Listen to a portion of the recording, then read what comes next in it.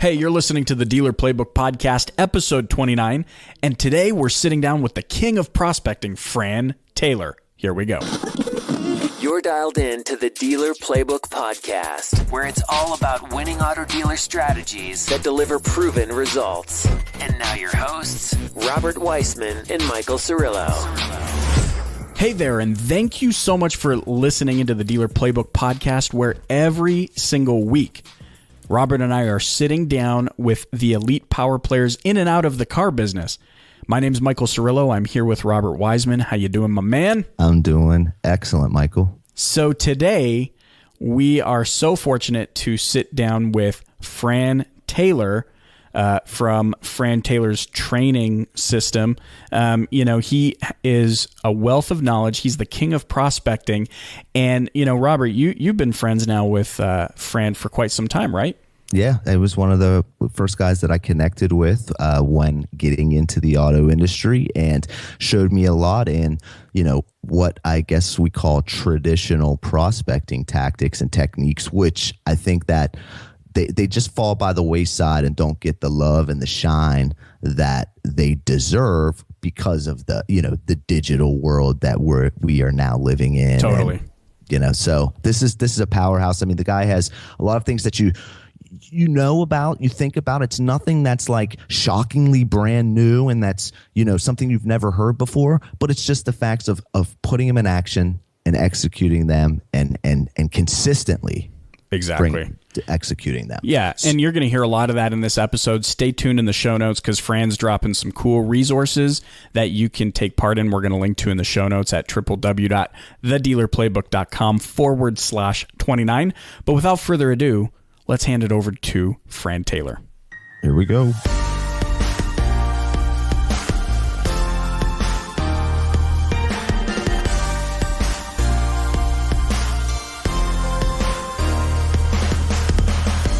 All right, and we are here with Fran Taylor. You can check him out, frantaylor.net. And I tell you what, we are so appreciative to have you on the show today, Fran. Thanks so much for being with us. Well, I appreciate you having me. It's, in all transparency, Fran's jumped in at the last minute to help us out with being on the show. He is an undisputed expert when it comes to selling vehicles. In fact, like we were talking about, Fran, you've been in the business now, is it 32 years? Yes. 32 years. And what's significant about this is within 2 years of being in the business, Fran was pushing 50 units per month. Now, I don't think, right? I mean, that's when you get to say, yes, you are an undisputed expert at car sales. Some serious metal right there. That's boy. Serious metal. And yeah. I'm so excited about this because Fran is going to share with us the tips, tricks, strategies that he used personally and is helping dealers to this very day implement so that they can achieve the same results. That's what we love about the automotive industry, is it's an industry of progression, of achievement. Fran is one of those influential power players, and that's why we're having him on the show, that teaches dealers every day how to do this stuff. So, Fran, let me ask you, 2 years to some standards, that wasn't really a long time to be in the business. What were some of the fundamental differences or techniques that you implemented for yourself to achieve 50 units per month? Well, I was pretty green. Well, obviously I was green, but the first day on the job, my manager had me write down goals. And once I had those goals, then he said, okay, Fran, there's more customers outside the dealership ready to buy a car today than will ever be here in your biggest sale. You just got to go get them. So I took that to heart. I started to do things the other guys knew about but didn't do. Instead of putting just a buyer in my birthday system, we didn't have computers then, so I'd had a little box, but I'd put the whole family in there. In my first day there was so crucial because it just made common sense to me. He said all the money's in repeats and referrals. Your grosses are higher, your close ratio higher, more fun, less stress, and you have more time off. So I bought in from day one. I think that separated me from the rest. And I had a good manager. When I first started, I said, I can't afford these prospecting tools. And he said, no kidding, look at the shape you're in. And I was more or less forced I was forced to get into it. I mean, I didn't even have a car when I started. I was rough buck, believe me. But you know what? I had a good manager believed in me, and I told him, look, I want to make a lot of money. And he said, okay, kid, I'll help you. And the first thing I did that made sense, I started with 250 of my friends, relatives, acquaintances, people that I've never sold a car to. Obviously, it was my first week in the car business. So I called all of them up. I let them know what I was doing, and I asked them, who do you know looking to buy a new used car?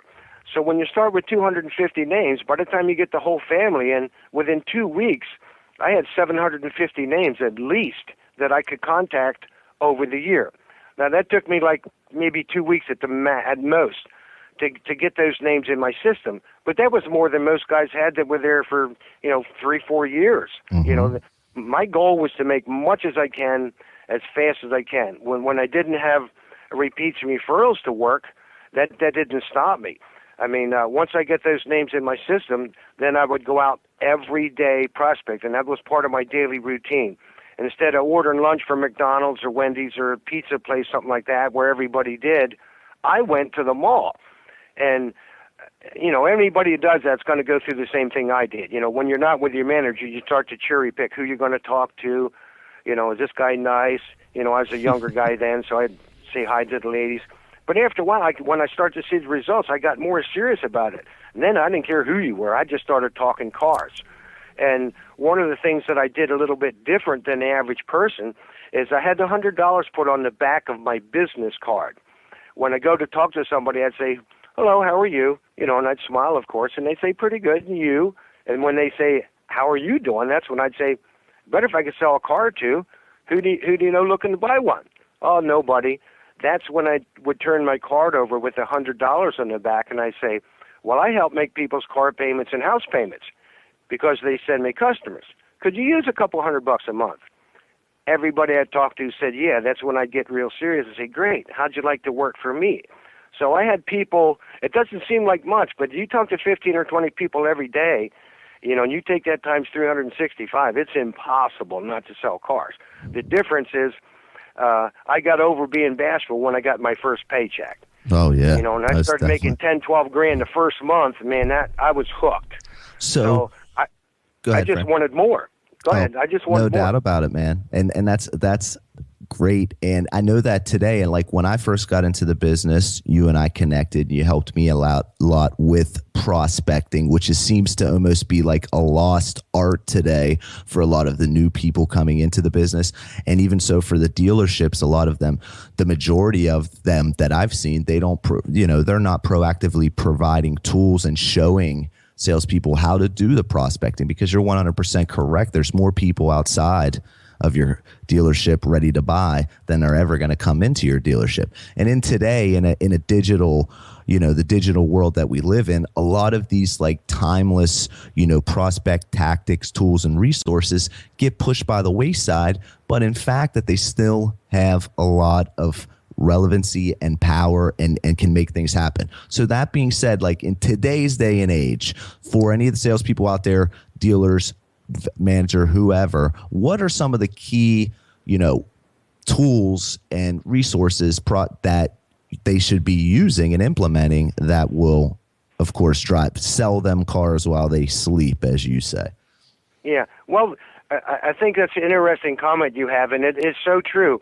When I teach sales, I try and get them to do both. You see, the older people aren't into computers like the young guys are, and the young guys aren't into the prospecting like the old guys are. If they ever put it together, they're unstoppable. One of the things that I did that made me a lot of money, and I only had about 2 minutes to do this, so I wrote it down real quick, but I'm going to share with you how you can have your name seen several million times a year as a salesperson or dealer. I'll give you an example. I had magnets made with my picture on, and then on top of it said, ask me about my $100 referral, so I remind them about the referral. And then I had my phone number on it and the dealership's phone number. Now, if I had to sell cars today, I'd have the dealership's phone number, my cell phone number, and email address. You got to get it to those customers to make it easy as possible for them to contact you. So I'll give you an example here. If say you got a family, 3-4 people in the family, if they get in their refrigerator 25 times a day, that's not much, but if you do the math, they do.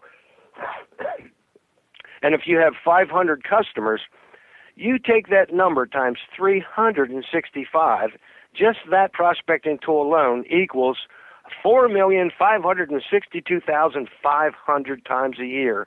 You get a chance as a salesperson for that customer to remember you. You see, that's a problem with sales today.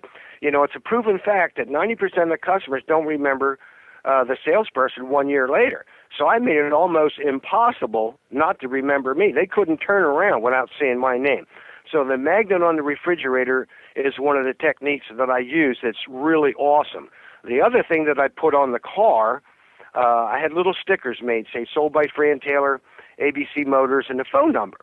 And every time they get in a car or every time at a delivery, I would point it out. You see, prospecting tools are okay, but you have to program the customers to use them.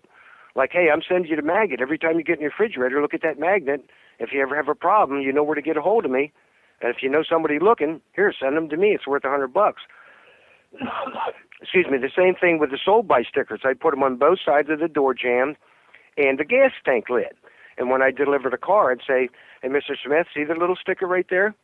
You can't get away from me. If you ever have a problem or concern, here's how to get a hold of me. And if you don't have a problem, look at that sticker. Again, you remind them, look at that sticker. If you know somebody looking, I appreciate you sending them to me. It's worth $100. Same way with the key rings. Most people get in their car at least 4 times. So there's all kind of, back in the old days when I had them, I had fluorescent colored key rings. If I had to do it today, I'd have different key rings, with on there. I'd have my email address and all the other things necessary for them to reach me. But there's all kind of key rings. And these are very inexpensive tools. I'll give an example. If you get same thing, if you only get in there 4 times a day, you have 500 customers, that's 730,000 times a year somebody's going to see your name. So think about it. They start their car, they see my name. They get in the car, they see the stickers. They can't get gas without seeing my name. They open the refrigerator, they see my name. So to me, it was a no-brainer. And once I got the momentum built and the referrals started piling in, I wanted more. I mean, there's no limit what you can do. I have a lot more prospecting tools than that. And that's the same thing that's going to happen to salespeople once they start that. The difference between myself and the other ones is I was committed. Once I understood how easy it was, then I wanted it all. And I love this because, I mean, what you're talking about, Fran, is to me the essence of, what we talk about, which is building a business within a business. You really demonstrated that entrepreneurial mindset where, like you would say to referrals, hey, now how would you like to work for me? Kind of a thing. And just this concept of getting in front of people's faces. And it can't hurt. That's all I do know is, no matter, and anybody can do it too, is what's great about it. Well, and not only this, perhaps, and correct me if I'm wrong, but I mean, you were paying out of your pocket for these resources, correct? Absolutely. To me, it was chicken feed. You got to understand, I didn't make any money, but it didn't take me long to realize I spent $125. I'm going to get 4,000 or 5,000 back. I said to myself, how many of these can I get? And then, so I just started thinking outside the box. You see, one prospecting tool won't make you rich, but a bunch of them will make you wealthy. And trust me, I know what it's like coming to work and not having appointments. I came in one day, didn't have an appointment on a Saturday, and sold 7 cars. Believe me what I tell you. You can't track prospecting, but you have to feel secure inside. If you're invested in things that you know is going to work, it'll happen. It might not happen overnight, but man, I was in it fast as I can. I mean, I had other stuff, like I had matches made with my picture on. Now, that might seem crazy, but I had more fun with those matches. It was me back then when I had a little goatee, and I'd put them everywhere. Do you have any idea how hard it is to give out 25,000 matches? You know what I mean? But I don't care. I had them in the back of my car. I had whatever I could. I'd go in someplace, I'd leave matches. Every gas stations are famous for it. And I've had people come in and say, I forget the guy's name, but that's him.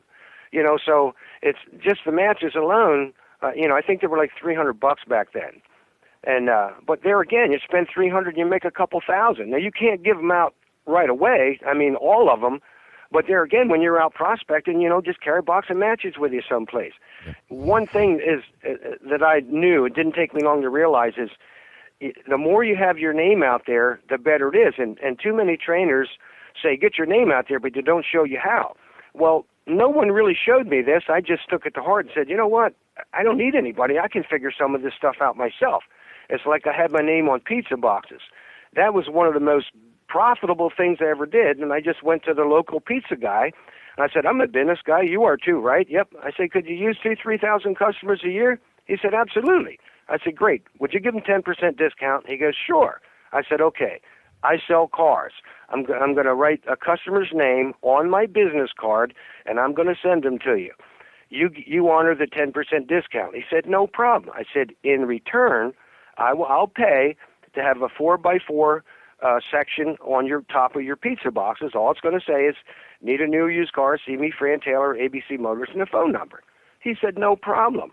As soon as someone sat down, I'd show them the menu, and I'd give them a card. This is before I even worked a deal. And then I'd give them a pen with my $100 referral on. And then I'd say, excuse me for a second. I'd get up and come back, and they'd think, gee, somebody gave me something for nothing. We didn't even start. I can't tell you how many times they'd come back from service and say, Frank, can we get a discount on pizza? Oh, sure. By the way, who do you know looking to buy a new used car? It was like taking candy from a baby. The only difference between myself and the other guys is I only didn't come up with a new idea. I wasn't afraid to invest in myself.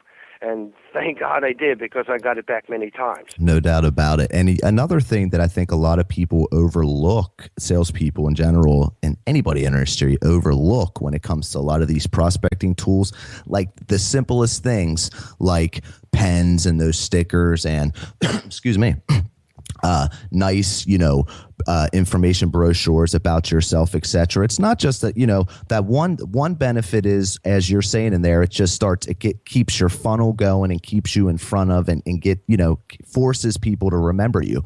But another fact is the whole perception and credibility factor that I think it delivers to the individual as a professional, as somebody that's not like a fly-by-night salesperson. When they have all of this, invested into themselves with their name on there, where to find them, dealership address, etc., that it gives off the perception that this person is committed, they're going to be here, they're serious, they're a professional, and that there changes people's attitude towards you, when doing business. You're absolutely right. And I can tell you this, when you get serious about the car business is going to get serious about you. I mean, it's just like I was talking to guys the other day about a handwritten birthday card. Well, another trainer responded, if it was sloppy, I'd consider it junk mail. Well, listen, I send out probably 15,000 cards in those 2.5 years I worked. You never get hate mail for sending somebody a birthday card wishing them happy birthday, but you have to handwrite it. They were saying doing the stuff with the dealership, and anything's better than nothing, by the way. But me, if you have 1,000 names in your birthday system, what the heck? That's 3 cards a day. I'm going to take the time to do it right. And when I mail my birthday card, I'm going to put my $100 referral in there. I'm going to put a magnet in there. You see, now I got my guns loaded every time. And hopefully they have 3 or 4 kids. So that's 5 times a year. That's 15 business cards I can get in front of that family every single year. You take that times a couple hundred customers, gee whiz, man, does it take off. I know people that send postcards, and that's okay. And there again, this is just my opinion. You can't load up birthday cards.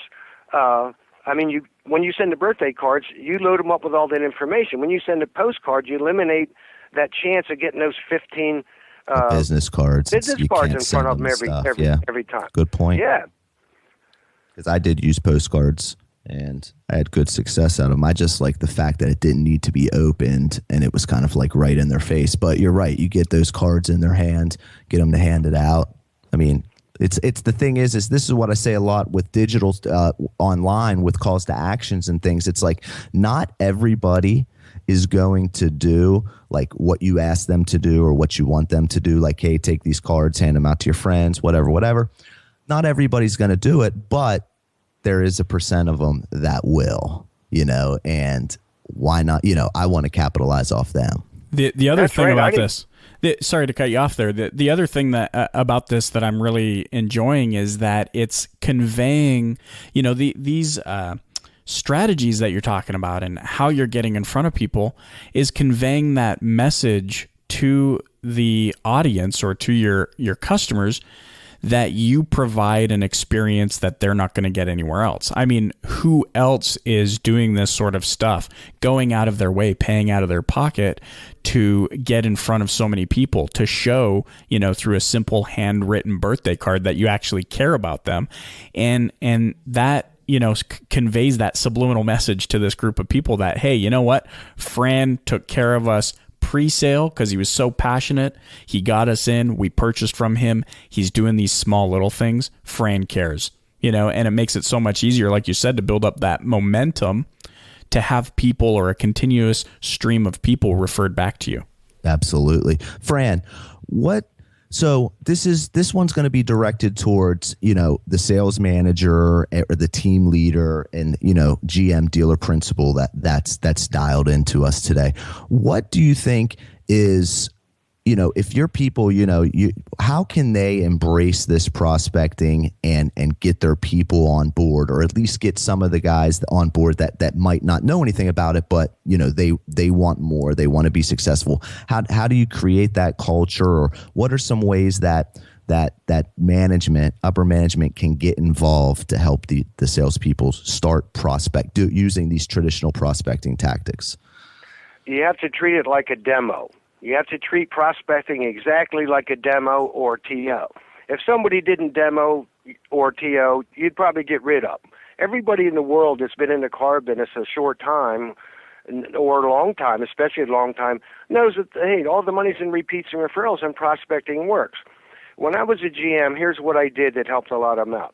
I always paid on the increase. Just say somebody's averaging 10 cards a month. Okay, your goal's 13. I'm going to give you $300 if you get those extra 3 cars. Now, let's stop and do the math. If you have 10 salespeople and they're averaging 10, so it's going to cost you $3,000. But if you're averaging 3,000 gross, that's $90,000 income. So I always paid on the increase. Now, here's what was different. You don't want to buy the prospecting tools for the salespeople because it sets. Believe me, I made mistakes in the past. I convinced owners and GMs to buy it, which we all had the right intentions, but it failed because there's no skin in the game. Mm-hmm. So when I put those bonuses up there, I said, okay, guys, this is strictly for prospecting. So you hit your $300 bonus, you get half cash, and the other half goes in a prospecting account. So if you do that for a couple of months, watch what happens. So now they'll start to use the prospecting tools. There again, you got to get the right information. Some of the stuff, I still have other stuff to share that most of these people never heard of, but yet they're willing to do it. I can't tell you how many times I talked to people been in the car business 10, 15 years, and they said, no one ever showed me this. So, you got to get the right information, and once somebody starts to buy into this stuff, it's like birthday cards. Is it a requirement or request to mail them out? Or thank you cards. You don't have to be mean, but you have to have structure. What's the rules to work here? And if I was in a GM, started a GM again, I'd say, okay, guys, in 6 months, you're all going to have 6 prospecting tools. Why? I don't want you working 50, 60 hours a week. I want you living on repeats and referrals so your grosses are higher, your close ratio higher, and you make more money and you have fun, less stress, so I'm going to help you.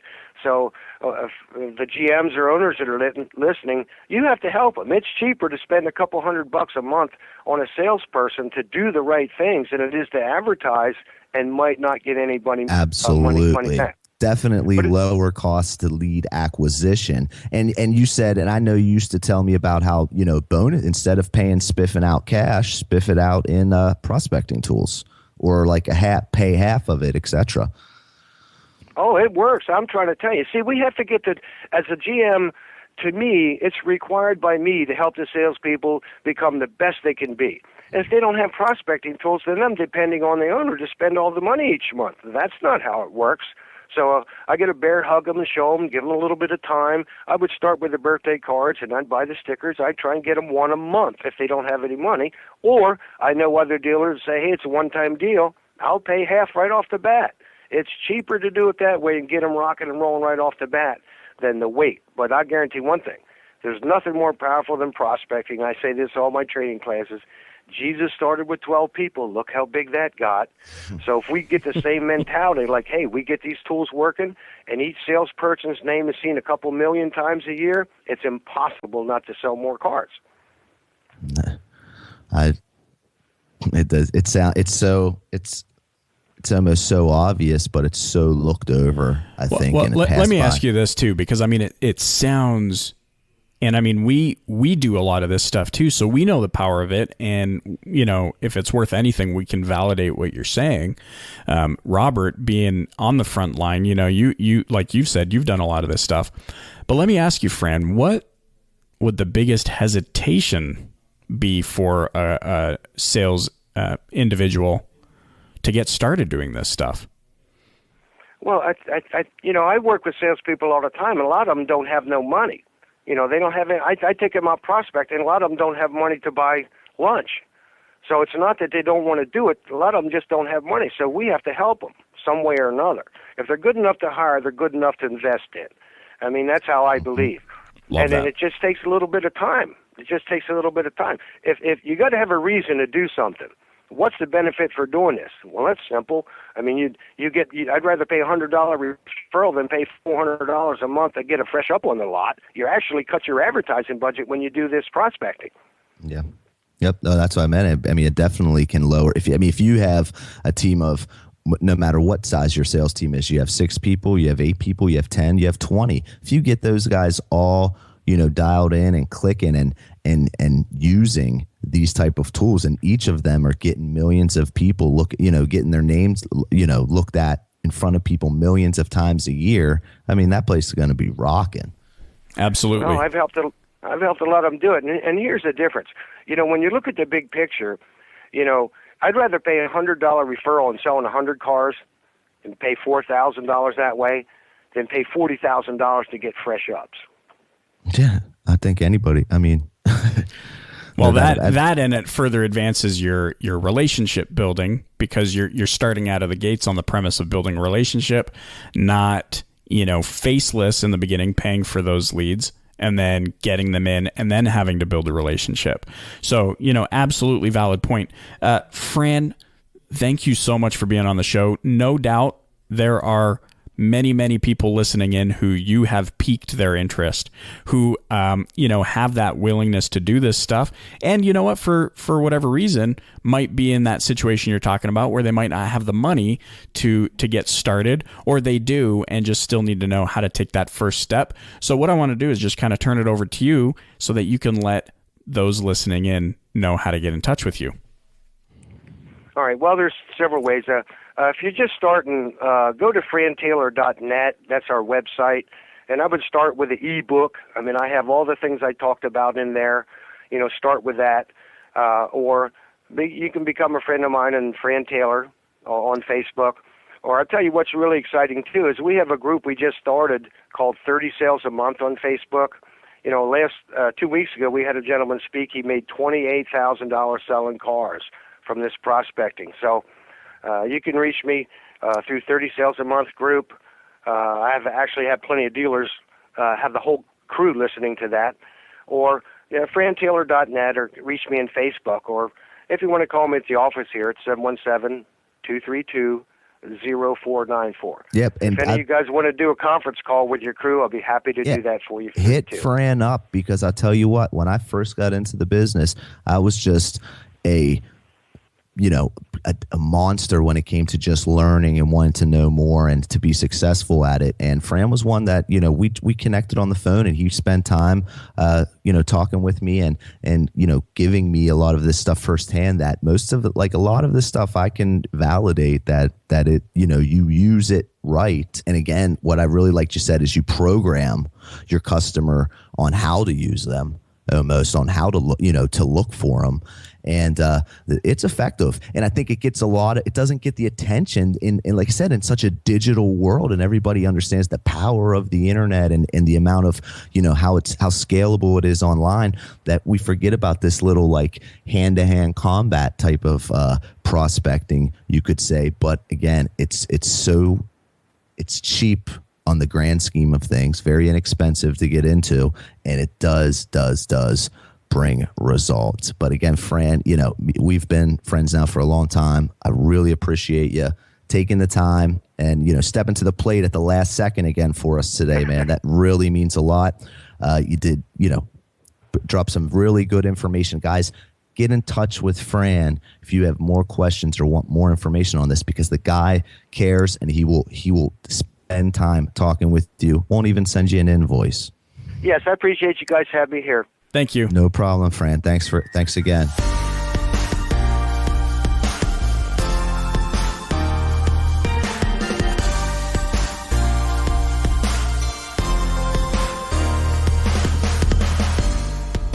And just like that, there you had it, Mr. Fran Taylor from Fran Taylor Techniques.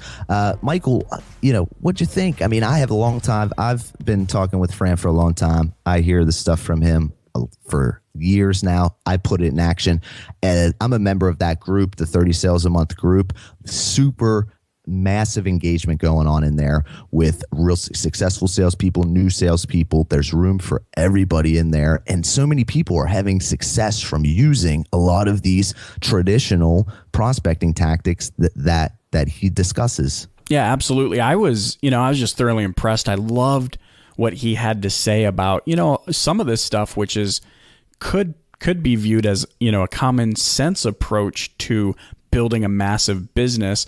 But, just taking that entrepreneurial mindset to a whole new level. I love some of the things he said about just getting into it and being fully invested and wanting to make it work right from the get-go.